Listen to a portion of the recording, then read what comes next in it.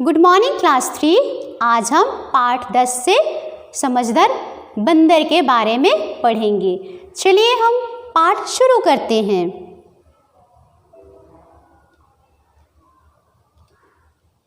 पाठ 10 समझदार बंदर।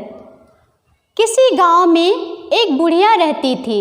एक दिन उसके घर में सांप निकल आया। सांप देखकर वह डरी नहीं।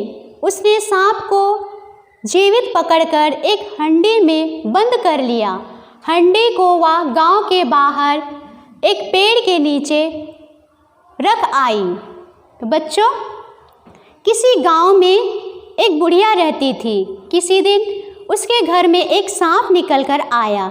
बुढ़िया सांप को देखकर नहीं डरती है और उसे पकड़कर एक हंडी में बंद कर देती है और किसी एक पेड़ के नीचे वह उस हंडी को रखकर आती है। देखिए किस तरह से बुढ़िया वह हंडी को रखकर आती है। पेड़ पर बंदर रहते थे। हंडी देखकर एक बंदर धीरे धीरे पेड़ से नीचे उतरा। उसने हंडी उठाई और पेड़ पर चढ़ गया। हंडी में कोई खाने की चीज होगी, ऐसा सोचकर उसके मुंह में पानी भर आया। उत्सुकतावश उसने हंडी पर से कपड़ा हटाया।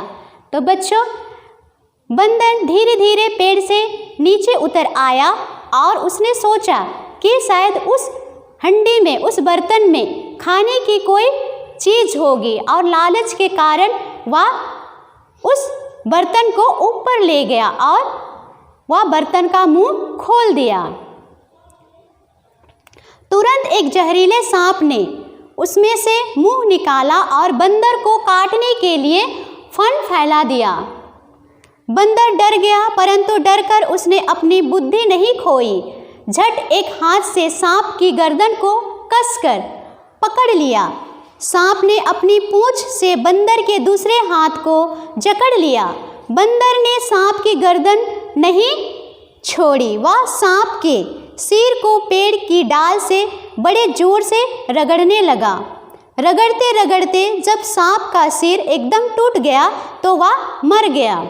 तो बच्चों, जैसे ही बंदर ने उस बर्तन का मुंह खोला, तुरंत वहाँ से सांप निकल आया और फन फैला दिया। बंदर शुरू में तो डर गया, लेकिन वह फिर से सांप के गर्दन को कसकर पकड़ लिया। जब गर्दन को पकड़ लिया तो सांप ने बंदर के दूसरे हाथ को अपने पूंछ से लपेट लिया। फिर बंदर ने अपनी बुद्धि का इस्तेमाल करके सांप को डाल से जोर जोर से रगड़ने लगा। जब तक रगड़ा तब तक सांप नहीं मर गया। जब सांप मरकर टूटकर गिर गया तब उसने रगड़ना बंद कर दिया।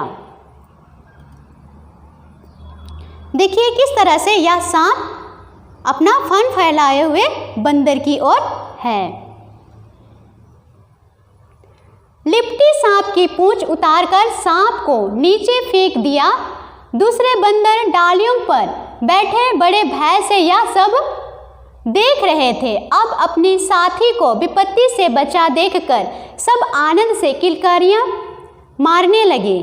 तो बच्चों, जैसे ही सांप मर गया और दूसरे हाथ में सांप का पूंछ लपेटा हुआ था, उसे वह उतार कर फेंक दिया। तो दूसरे डालियों पर बैठे हुए बंदर अपने साथी को संकट से बचा हुआ देखकर आनंद मनाने लगे और किलकारियां मारने लगे। बड़ा बंदर बड़ा समझदार जानवर है। यह मनुष्य से मिलता जुलता है। इसके हाथ पैर आदमी के हाथ पैर से मिलते हैं पर इतने साफ नहीं होते हैं। बंदर बहुत ही समझदार जानवर होते हैं और ये आदमियों से मिलते जुलते हैं, लेकिन जैसे आदमियों के हाथ पैर होते हैं वैसे ही बंदरों के भी हाथ पैर होते हैं, लेकिन ये उतने साफ नहीं होते हैं। बंदर अधिकतर वृक्षों पर रहते हैं, परंतु पक्षियों की भांति ये अपने रहने के लिए घोंसला नहीं बनाते। बंदर अकेला नहीं रहता या समूह में रहता है। एक समूह में 20-25 से लेकर 100 या उससे भी अधिक बंदर रहते हैं। हर एक समूह का एक मुखिया होता है। समूह में परस्पर मेल भी होता है और झगड़े भी। बंदरों की लड़ाई बड़ी भीषण होती है। तो बंदर जो है अकेला नहीं रहता है और ये समूहों में रहते हैं। जिस तरह से पक्षियाँ पेड़ पर रहते हैं और वे रहने के लिए अपना घोंसला बनाते हैं, बंदर पेड़ पर रहते हैं लेकिन अपना घोंसला नहीं बनाते हैं। ये अकेले नहीं रहते हैं, ये समूह में रहते हैं और ये मिलकर रहते हैं और ये आपस में इनके झगड़े भी बहुत होते हैं। इसीलिए हर एक समूह का एक मुखिया होता है। देखिए, इस तरह से बंदर पेड़ पर रहते हैं और अपना जीवन निर्वाह करते हैं। अफ्रीका में कई जाति के बंदर पाए जाते हैं। उनमें एक का नाम है गोरिल्ला। कोई गोरिल्ला आदमी के समान बड़े शरीर का होता है। गोरिल्ले बड़े बलवान और देखने में भी बहुत भयानक होते हैं। अफ्रीका देश के जंगल में बड़े जाति के बंदर भी पाए जाते हैं और उनमें से एक है गोरिल्ला और ये आदमी के समान बड़े होते हैं और ये देखने में बहुत ही भयानक होते हैं। ये घने जंगलों में रहते हैं। ये बड़े ही हिंसक स्वभाव के होते हैं। जिस जंगल में ये रहते हैं उनमें कोई नहीं जाना चाहता। कभी कभी हाथी इसके क्षेत्र में बादाम खाने को आ जाते हैं। उस समय ये पेड़ों की डालियों से उनकी सूंड पर ऐसी मारते हैं कि हाथी घबराकर भाग जाते हैं। तो बच्चों, गोरिल्ला एक ऐसा जानवर है जो कि उनका स्वाभाविक रूप से वे हिंसक होते हैं। उनका स्वभाव ही हिंसा करना है। कभी कभी हाथी उनके क्षेत्र में बादाम खाने के लिए चले जाते हैं तो वे पेड़ की डालियों से उनके सूंड पर आक्रमण कर देते हैं और हाथी घबराकर भाग जाते हैं। भगवान श्री रामचंद्र जी के पास बंदरों की बहुत बड़ी सेना थी। हनुमान जी उस सेना में श्री राम के सर्वप्रिय मुखिया थे। हनुमान के कारण कुछ लोग बंदरों को भी हनुमान कहकर पुकारते हैं।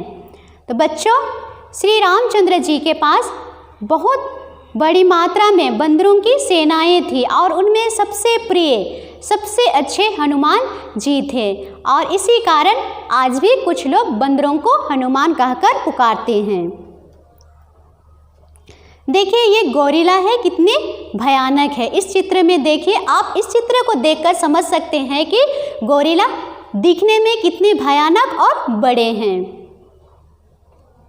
बच्चों, मुझे पूर्ण विश्वास है कि आप इस पाठ को भाली भांति समझ गए हैं। आप इस पाठ को पुनः पढ़िए, अभ्यास कीजिए। Thank you.